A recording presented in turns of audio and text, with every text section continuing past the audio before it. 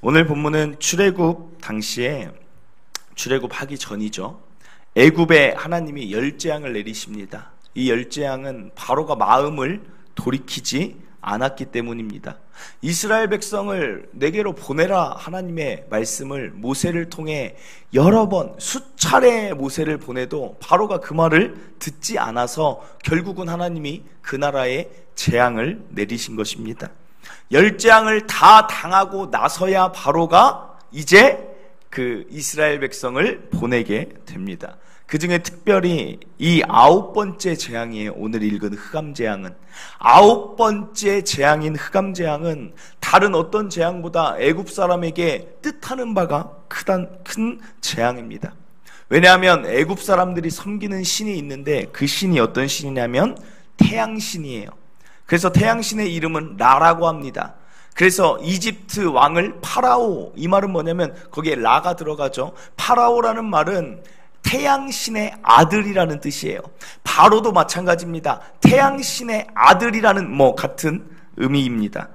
그만큼 태양신을 숭배하고 날마다 아침에 일어나서 가장 먼저 애굽인들이 하는 일이 뭐냐면 제사 드리는 거예요.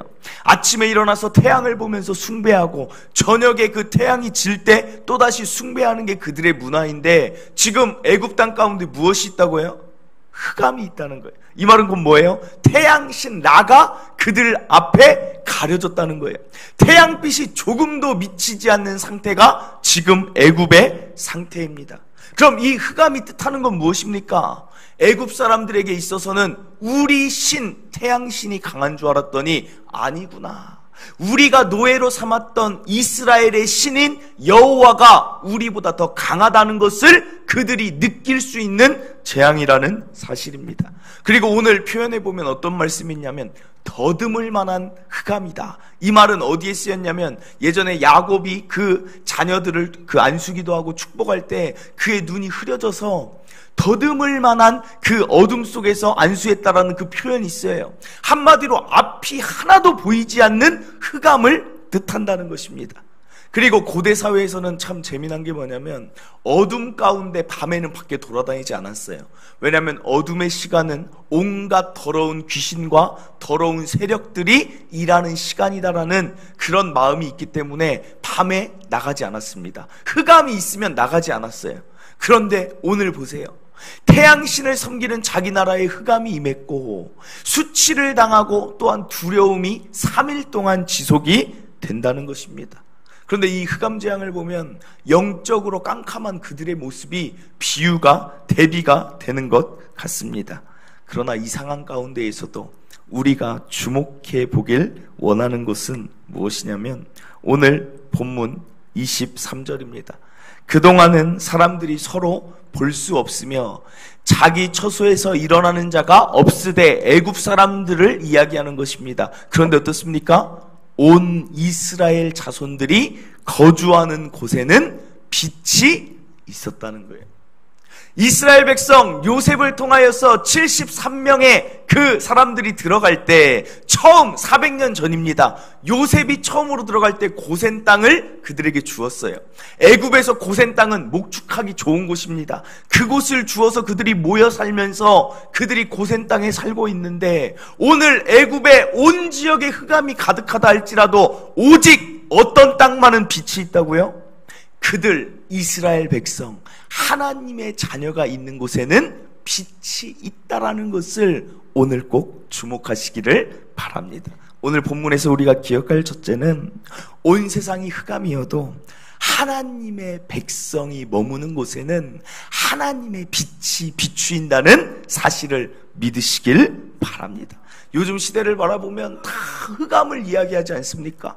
전부 다 깜깜하대요. 앞이 보이지 않는 흑암 가운데 살아가고 있다는 것입니다. 당장 오늘 아침에 제가 일어나면 뉴스를 잠깐 간단하게 보는데 어떤 기자가 그런 글을 썼더라고요. 이 세상이 갈수록 어떻게 가냐면 다시 또 1930년대 그 경제 위기 가운데 가는 것 같다. 그리고 갈수록 세계적인 그 정치가 혼란스럽다라고 이야기를 하는 거예요. 그리고 갈수록 극단주의, 갈수록 극우파, 뭔가 이 세상이 자꾸만 그렇게 더 단절돼 가고 있다. 좋아지는 게 없다라는 거예요. 물론 역사는 반복된다고 합니다. 그래서 뭐 헤겔 같은 사람은 정반합 이야기하죠. 잘 되면 또 악인들이 나타나고 그것들이 다시 한번 개혁이 일어나고 다시 또 회복이 되는가 싶으면 또 악인들이 나타나고 세상이 이렇게 돈다라고 이야기하는데 오늘날 보면 마찬가지 같아요.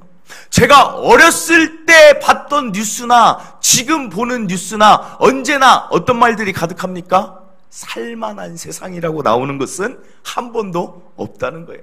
갈수록 힘들다라고 나와요. 그리고 참 재미난 거, 웃긴 건 뭐예요? 더우면 그냥 덥다고 하면 되는데 우리나라는 꼭 조금 더우면 뭐라고 나와요? 113년 만에 무더위. 그러면 도대체 작년에도 더웠던 것 같은데, 근데 분명히 작년에도 뭐 봤어요. 뭐 70년 만에 뭐 폭우, 뭐 계속 그냥 문제 없는 날이 없어요. 그 말대로 따르다 보면. 그리고 뭐 청년들 실업 문제 하루 이틀입니까? 저 예전에 그 공무원 되신 분들도 얘기 들어보면 경쟁이 엄청 치열했다 그래요. 예전에 사는 사람도 힘들었다 그러는데 요즘 사는 사람도 힘들었다 그래요. 안 힘들다고 말하는 사람이 아무도 없다는 거예요.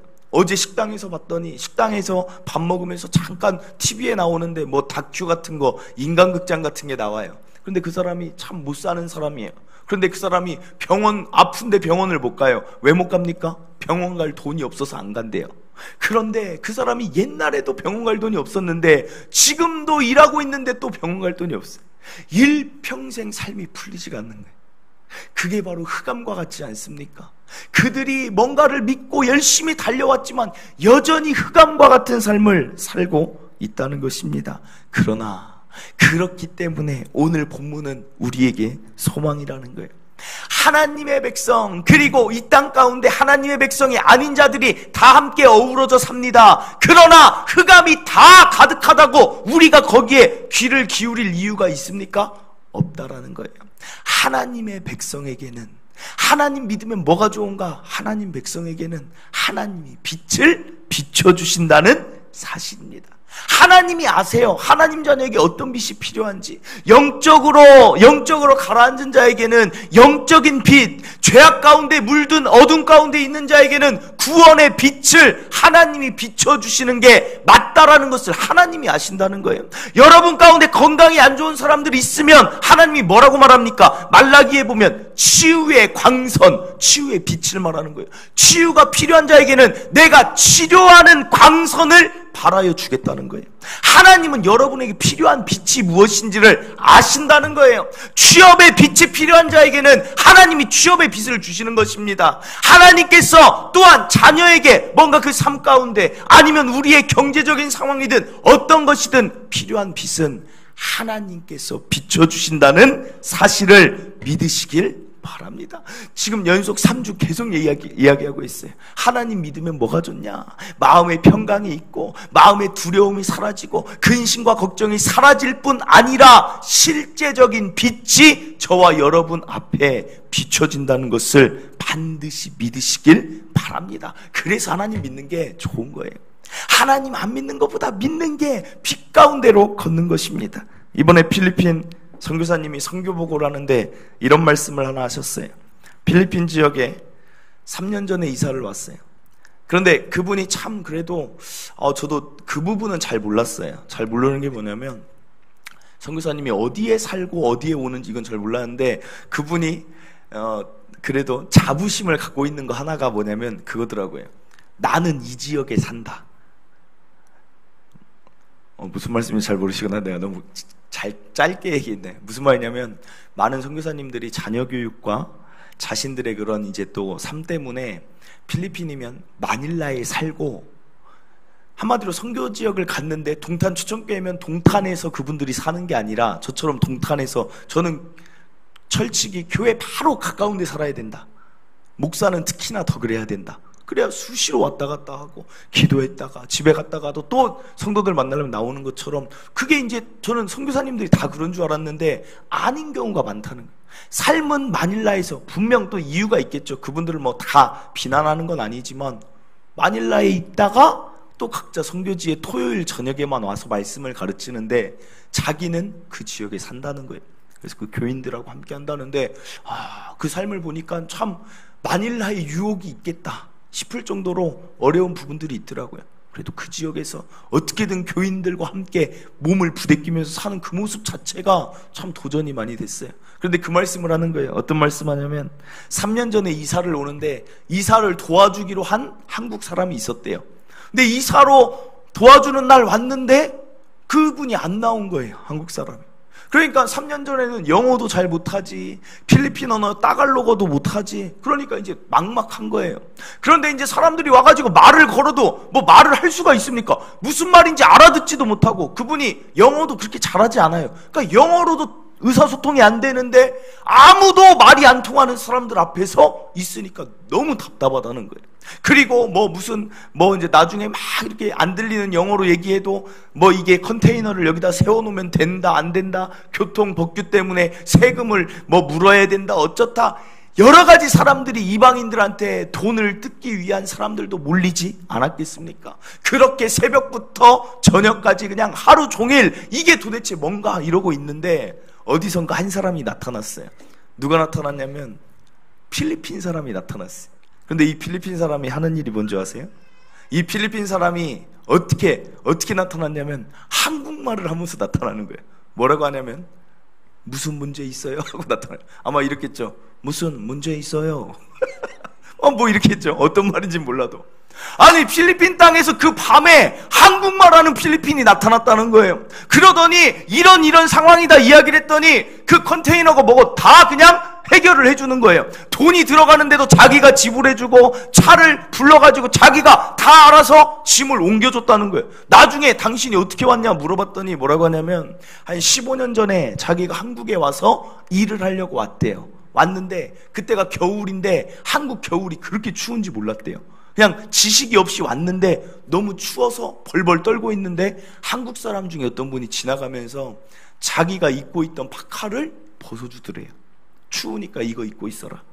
그 벗어주고 갔는데 거기서 일단 감동이 얼마나 됐겠어요.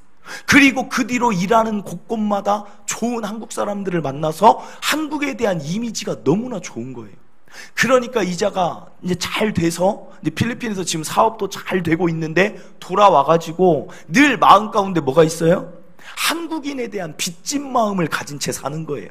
한국인들에 대한 고마운 마음을 갖고 사는 거예요.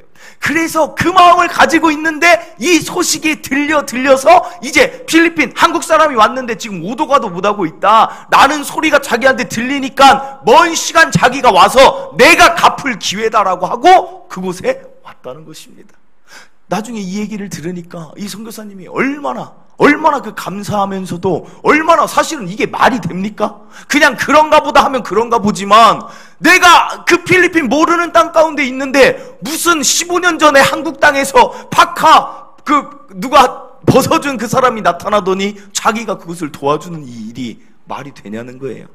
그런데 하나님이 함께 하시니까 그 힘든 그 일상 하루에 어떻게 해서든 이사는 했겠죠. 그러나 이렇게 수월하게 될 수 있었던 거는 하나님이 하나님의 백성 앞에 깜깜하게 살지 않도록, 깜깜한 인생 되지 않도록 다 모든 관계 가운데 하나님이 주관하고 있다는 사실이라는 것입니다. 사랑하는 성도 여러분, 이 일만 있었겠습니까? 하나님의 그 백성인 그 선교사님하고 이야기를 제가 앞자리에서, 그러니까 이게 또 담임 목사로 선교 간 건 또 처음이라 좀 피곤한 부분도 많이 있더라고요. 아니, 성도들은 뒤에 가서 차에서 좀 이동할 때 이렇게 자요. 누가 뭐라고 해요? 자는데.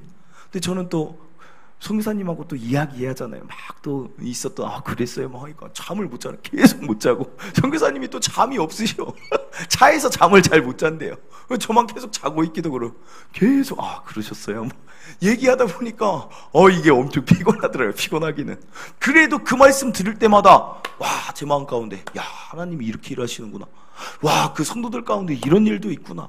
늘 무슨 말이에요? 세상 소리는 어떤 소리예요? 다 흑암이에요. 어둡고 두렵고 깜깜한데 선교사님하고 이야기 나누면 나눌수록, 그리고 우리 교회 안에 있는 성도들하고 이야기 나누면 나눌수록 우리에겐 뭐가 있습니까? 하나님이 이렇게 하시는구나. 회복의 소리가 들린다는 거예요. 소망의 소리가 들린다는 거예요. 치유의 소리가 들린다는 사실입니다. 빛이 비추인 소리가 우리 가운데 있다는 사실입니다. 사랑하는 성도 여러분, 하나님 믿는 것은 뭔가 종교행위 하는 게 아니에요. 하나님 믿는다는 것은 빛 가운데 살아가는 일인 줄 믿으시길 바랍니다. 내 삶 가운데 어둠이 가득합니까? 내 삶 가운데 앞이 보이지 않는 흑암인 것 같습니까? 그러나 하나님 안에 있으면 반드시 빛을 비춰주세요. 이스라엘 백성이 뭔가 잘해서 빛을 비춰주시는 게 아니라 그냥 내 자녀니까 하나님이 빛을 비춰주시는 거예요. 여러분이 하나님의 자녀니까 하나님께 잘 못해도 하나님은 빛을 비춰주신다는 거예요. 잘해도 빛을 비춰주시고, 자녀니까, 자녀가 집에 딱 들어갔더니 불 다 끄고 막 돌아다니고 있어요. 라면 하나 끓여 먹으려고 하는데 자녀가 어둠 가운데 라면을 막 끓이고 있어요. 그러면 부모가 어떻게 하겠어요? 불 써주겠어요? 안 써주겠어요? 너는 도대체 뭐하고 있냐? 불을 쓰고 라면을 끓여야지 않겠냐? 마찬가지 이야기 아니에요? 여러분이 빛 가운데로 걸어가기를 누구보다 하나님이 원하신다는 거예요. 에베소 5장 8절, 너희가 전에는 어둠이더니 이제는 주 안에서, 하나님 안에서 빛이라, 빛의 자녀들처럼 행하라. 빛이 있음을 믿고 두려워하지 마시고, 어둠이 잠시 임해도 하나님의 빛이 모든 것 가운데 도와주실 것을 믿고 빛의 자녀들처럼 두려움 없이 살아가시기를 간절히 바랍니다. 본문으로 돌아와서, 흑암에 두려움에 떨던 바로가 이제는 안 되겠다 하더니 드디어 허락을 해요. 너희 이스라엘 백성들 가라 라고 말을 해요.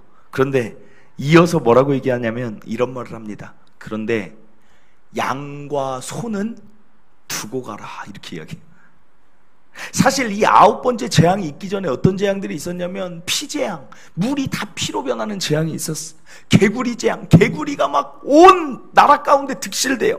이재앙, 이가 막 온 나라에 득실돼요. 파리 재앙, 독종, 전염병의 재앙, 우박의 재앙, 우박 때문에 모든 농산물들 뭐 다 파괴됐습니다. 메뚜기 재앙, 그나마 남은 얼마 안 남은 곡식 메뚜기가 와서 다 먹어버렸어요. 그리고 흑암 재앙, 나라가 그냥 완전히 망하게 됐어요. 그런데도 바로가 지금 하는 말이 뭐냐면, 백성은 가는데 양과 소는 가져가지 마. 지금 이렇게 얘기하는 거예요. 도대체 이렇게 하나님한테 재앙을 당하면서도 이 바로가 왜 그럴까라고 생각을 할 때, 왜 이렇게 뭔가 미련이 있을까? 왜 자꾸 뭔가를 하나님께 이렇게 주지를 못할까? 그 이유는 뭐냐면, 바로는 태어나면서부터 뭐예요? 태어나면서 태양의 아들이었어요. 태양 신의 아들. 한마디로 지금까지 누구한테 빼앗긴 적이 한 번도 없다는 것입니다. 지금까지 다 자기 거였어요. 뭐가 있든지 다 자기 거였어요. 그러니까 빼앗겨 본 적이 없으니까 빼앗기는 것을 참지를 못하는 것입니다. 이스라엘 백성 60만 명이에요. 남자만. 그러면 4명씩이라고 하면 240만 명이 누구를 위해 일해요? 나를 위해 일하는 거예요. 240만 명의 그 사람들이 치는 양과 소가 얼마나 많았겠습니까? 그 모든 게 누구 거예요? 내 것이라는 거예요. 그리고 거기서 나오는 인력이나 노동력이나 모든 것이 내 것인데 그것을 빼앗길 수가 없다는 것입니다. 빼앗겨 본 적이 없기 때문에 더 빼앗길 수가 없는 거예요. 그러나 정말 그렇습니까? 이 모든 게 다 바로의 것이에요. 하나님이 모세를 보내면서 바로에게 이렇게 말하라고 해요. 뭐라고 말하냐면, 첫 마디가 이거예요. 바로에게 가서 이렇게 말하라 그러면서 내 백성을 보내라라고 해요. 영어 성경에 보면 더 정확해요. Let my people go. 내 백성을 가게 하라. My people이라는 거예요. My people. 내 백성을 보내라는데 바로가 계속 뭐라고 얘기하는 거예요? 아니다, 내 백성이에요. 즉 이 10재앙이 있는 이유는 뭐냐면 하나님과 바로의 계속되는 소유권 다툼이에요. 하나님이 계속 말씀하는 거예요. 내 백성이 아니라 내 백성이다, 내 것이다를 하나님은 계속해서 주장하고 있는 것입니다. 그것을 빨리 깨달을수록 바로는 재앙을 덜 당해도 됩니다. 빨리 깨닫고 하나님의 것은 하나님께 올려드렸으면 그에게 재앙이 이렇게까지 오지 않아도 되는데, 마지막까지 그래 데리고 가고 양과 소만큼은 내 것이야, 자꾸만 내 것을 강조할 때 재앙이 그치지 않는다는 것입니다. 사랑하는 성도 여러분, 오늘 기억할 둘째는 하나님의 소유를 인정하시길 바랍니다. 신앙생활에 가장 어려운 문제 중에 하나가 뭐냐면 이 소유권 문제예요. 예수님 믿는 자에게 반드시 따르는 게 뭐냐면, 마태복음 16장 24절에 보면, 이에 예수께서 제자들에게 이르시되 누구든지 나를 따라오려거든 자기를 부인하고 자기 십자가를 지고 나를 따를 것이니라. 그런데 여기서 보면 자기 부인, 자기 십자가 이 말씀이 부담이 되는 사람이 있고 어떤 사람은 이게 부담이 아니라 알겠습니다 라고 받는 사람이 있어요. 무슨 차이인가? 내 것이라고 여기는 사람은 나를 부인하는 게 힘든 거예요. 초신자들 생각해 보겠습니다. 왜 초신자들이 교회 나오다가 꾸준히 나오다가 주일 성수를 못 합니까? 이유가 뭐예요? 간단하잖아요. 주일이 누구 날이에요? 자기 날이니까. 내 날이니까, 내 시간이니까, 빼앗기는 것 같으니까 하나님 앞에서 예배 드리는 게 힘든 것입니다. 내 시간인데 자꾸 하나님 앞에 뭔가 기도해라, 뭐 하러 나와라 하니까 내 시간을 드리니까 아까운 거예요. 그러니까 신앙생활이 갈수록 이렇게 힘드냐, 못하겠다, 예수님 못 따라가겠다, 왜 자꾸만 나오라고 하냐. 그러나 분명히 성경에서 뭐라고 나와요? 주의 날이라 그래요. 그래서 우리는 일요일이라고 안 하고 뭐라고 합니까? 주일이라 그래요. 하나님의 날이라고 말한다는 사실입니다. 즉, 내 시간이라고 여기면 내 시간을 빼앗기니까 힘든 것이고, 하나님이 내게 주신 시간이라고 생각하면 하나님의 시간, 하나님께 드리니까 아깝지가 않은 것입니다. 그러니까 나를 부인하는 게 어렵지가 않아요. 하나님의 것 하나님의 드리라니까 뭐가 어렵냐? 물질도 마찬가지고 헌금도 마찬가지예요. 처음 신앙을 갖는 사람들이 꼭 걸려 넘어지는 게 뭐냐면 10의 1조예요. 11조를 내라고 하면 걸려서 넘어지는 거예요. 아니, 왜 그렇습니까? 물질관이 다른 거예요. 소유권이 다른 거예요. 11조는 이 돈이 10이 내 거라고 생각하면 10분의 1이 뭐예요? 빼앗기는 것 같아요. 교회에서 왜 10분의 1을 뺏어가냐라고 생각하니까 그게 아까우니까 시험에 드는 거예요. 그런데 10분의 1이 10분의 1만 하나님 것이 아니라 10이 다 하나님의 것이라고 생각하는 자는 10분의 1이 아깝지가 않은 거예요. 오히려 어떻게 하는 줄 아십니까? 11조를 드리면서 이제 신앙이 점점 더 강해진 사람은 11조를 드리면서 어떻게 하냐면 감사한 마음이 들 때가 있어요. 무슨 말이냐면, 야, 하나님이 10분의 너희는 10의 2조를 내라. 이거 안 한 게 감사한 거예요. 어차피 하나님께 드려야 되는데 10의 5조를 해야 된다, 그리스도인은. 그러면 야, 이거 어떡하냐 이럴 건데, 하나님 정말 너무 좋은 게 10분의 1로 하나님을 인정하는 것으로 알겠다는 거예요. 그러니까 10의 1만 되는 것만 감사한 거예요. 즉, 내가 번 돈이라고 생각하면 아까운데 내가 번 돈이 아니라 하나님이 지금까지 나를 키워주셨고, 학교 다니면서 내게 지혜가 있을 수 있도록 하나님이 내가 학교 다닐 수 있게 안전을 지켜주셨고, 직장 지금도 내가 출퇴근할 때 하나님이 내 직장 생활 안전 지켜주셨고, 생각해보면 관계 맺을 수 있게 하나님이 나를 보호해 주셨고, 돈 벌 수 있게 하나님이 나한테 건강 주셔서 이 돈은 하나님이 벌게 하신 것이네 라고 생각이 들면 아깝지가 않은 것입니다. 사랑하는 성도 여러분, 저는 여기 있는 성도들이 정말 물질에 대해, 시간에 대해, 그 어떤 것에도 바로처럼 내 것이라고 주장하지 않았으면 좋겠어요. 자녀도 마찬가지입니다. 내 자녀라고 주장하지 말고, 내가 하는 모든 사업도 내 사업이라고 생각하지 않기를 간절히 바랍니다. 이것을 빨리 깨달을수록 재앙은 없고 더 축복된 인생이 된다는 거예요. 자녀들을 생각해 보면, 자녀가 과자를 하나 들고 있어요. 과자를 꼭 2개를 쥐고 있어요. 그러면 부모들이 어떻습니까? 더 맛있는 과일이 있어요. 더 몸에 좋은 게 있어가지고 주려고 하는데 그 아이가 어떻게 해요? 계속 미련하게 그 과자만 쥐고 있어요. 그러니까 더 맛있는 과일 맛은 못 보는 거예요. 마찬가지 아닙니까? 우리 손에 있는 것을 내 것이라고 쥐면 쥘수록 나는 그것밖에 못 누리는 인생이 되는 거예요. 그러나 내려놓고 하나님이 주시는 거 그때마다 받아서 먹어보고, 또 다른 것 주실 줄 믿고 그것에 미련 내려놓고 다른 것 주시옵소서 생각하고 있으면 하나님이 좋은 것으로 언제나 채워주실 것인데, 언제나 내 것 이것만 쥐고 살아가니까 하나님의 그 은혜를 누리지 못한다는 거예요. 내 자녀라고 생각하고 내 자녀에게 모든 관심을 다 쏟으니까 그자의 삶이 자녀의 메인 삶밖에는 못 사는 거예요. 자녀가 내 자녀라고 생각하지 말고 이렇게 생각하세요. 하나님의 자녀를 내게 맡겨주셨다. 모든 소유를 하나님께 올려드리는 거예요. 그럼 어떻게 됩니까? 마음이 평안할 거예요. 내가 내 자녀의 앞길 내가 다 인도하려면 얼마나 그 답답해요.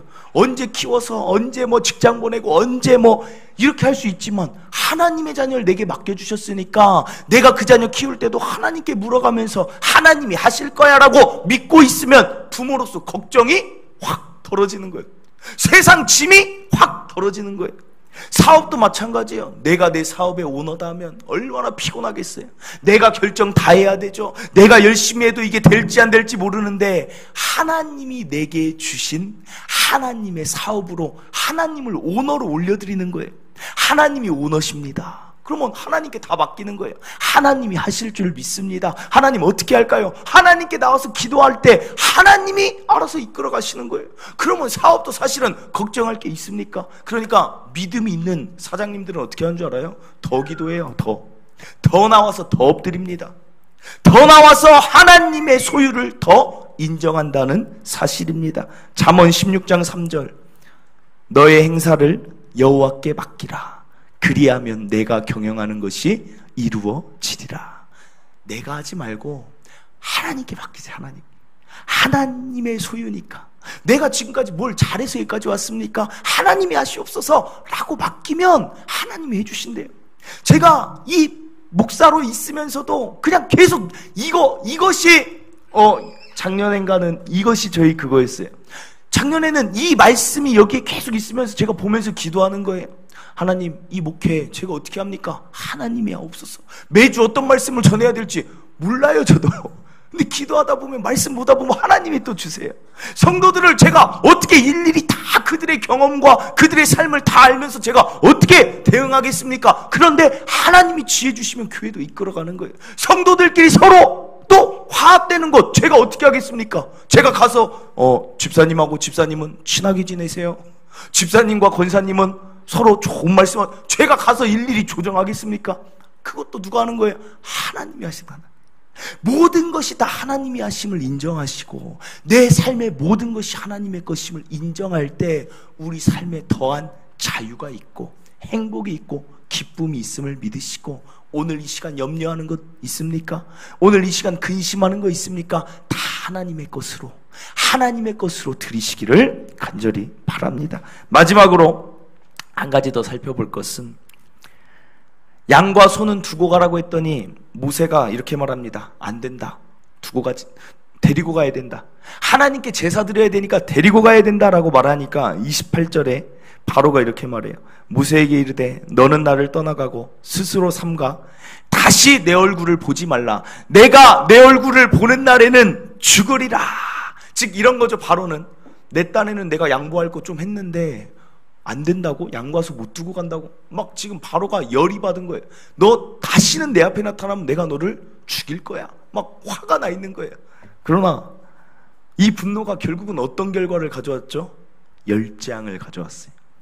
바로가 모세를 죽이는 게 아니라 열 번째 재앙은 장자의 죽음입니다. 아무리 해도 그가 돌이키지 않으니까 애굽에 있는 모든 장자를 하나님이 죽이십니다. 결국 죽는 자는 누가 돼요? 바로가 돼요. 이것을 보면서 꼭 느껴야 되는 게, 감정적인 일처리, 감정적인 분노는 좋은 일을 가져오지 못한다는 거예요. 오늘 마지막으로 기억할 핵심 셋째는, 감정이 앞서는 사람이 되지 말기를 바랍니다. 하나님 나라를 이끌어가는 자들, 리더자들이나 하나님이 귀 쓰는 자들을 보면 언제나 감정적이지가 않는다는 거예요. 감정을 잘 다스리는 자를 하나님이 사용하신다는 사실입니다. 모세가 이 바로의 감정적인 모습을 보고 아마 이렇게 생각했을지도 모릅니다. 야, 이 모습이 예전에 내 모습 같다 라고 생각했을 수도 있어요. 왜냐하면 이렇게 감정적인 사람이 모세였어요. 40살에 자기 동족 히브리인을 애굽인들이 힘들게 하니까 단번에 그를 쳐서 죽입니다. 사람이 화났다고 누구를 때려서 죽일 수 있다는 것은 모세의 성격이 얼마나 감정적인, 우리가 화난다고 사람 죽입니까? 이 모세는 다혈질 중에 다혈질이에요. 그런데 하나님이 이때 모세를 쓰십니까? 안 쓴다는 거예요. 40년 동안 그 이후로 얼마나 도망자로 힘들게 살게 되었는지, 결국 감정적인 일이 안 좋은 일을 가져와요. 그리고 그 가운데 훈련을, 온유하게 되는 훈련을 받는데 40년 동안 훈련을 받아요. 그리고 결국 언제 쓰임 받아요? 80살 때 쓰임을 받는다는 거예요.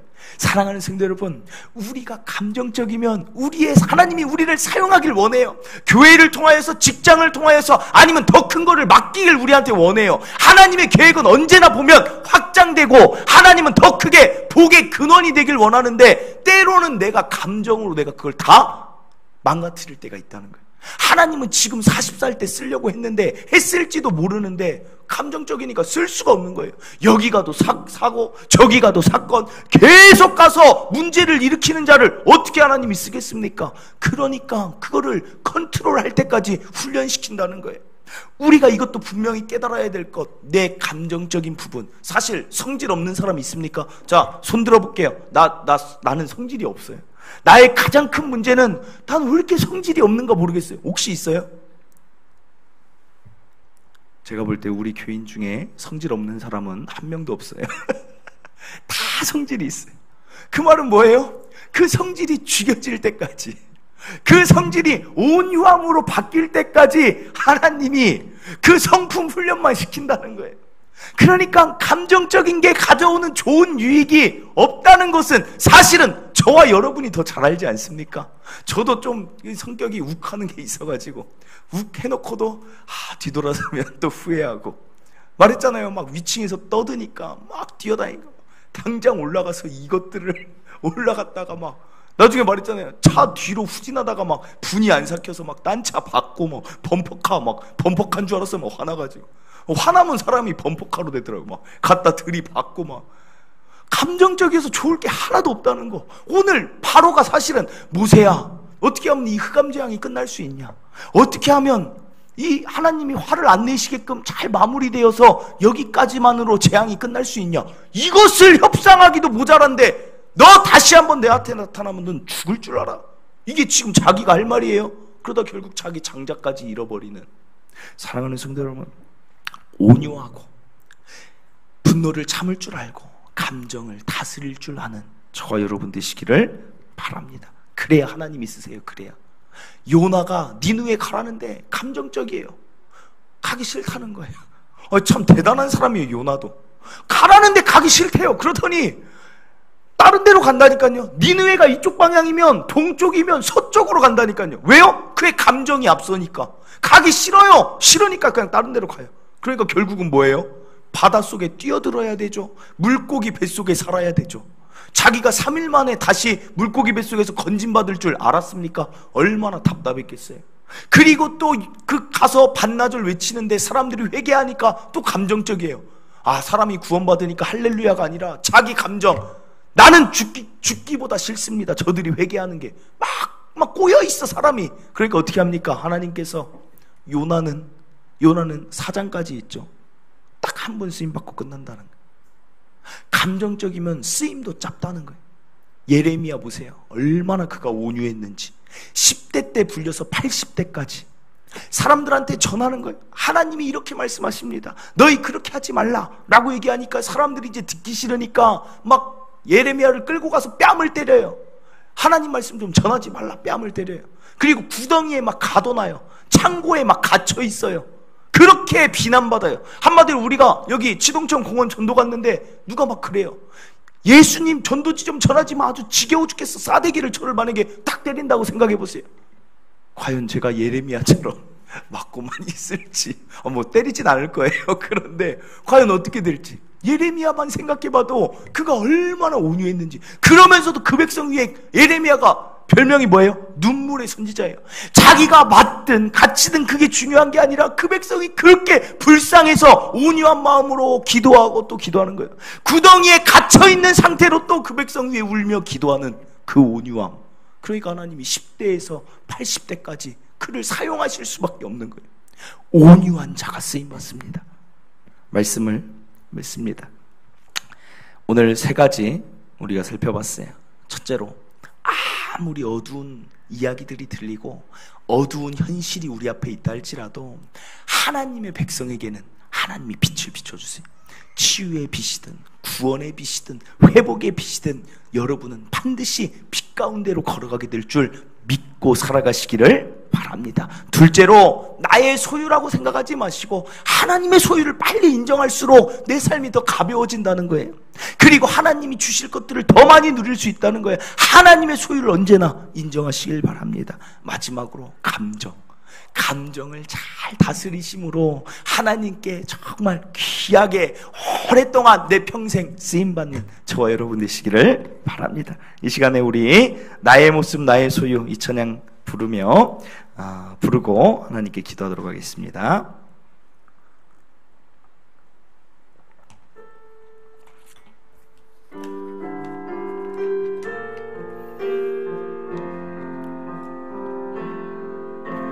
나의 모습, 나의 소유, 주님 앞에 모두 드립니다. 모든 아픔, 모든 기쁨, 내 모든 눈물 받아주소서. 나의 생명을 드리니 주 영광 위하여 사용하옵소서. 내가 사는 날 동안에 주를 찬양하며 기쁨의 제물 되리. 나를 받아주소서.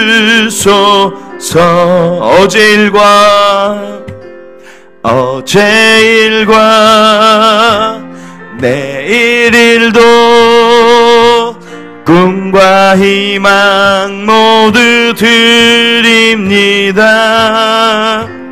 모든 소망, 모든 계획, 내 손과 마음 받아주소서.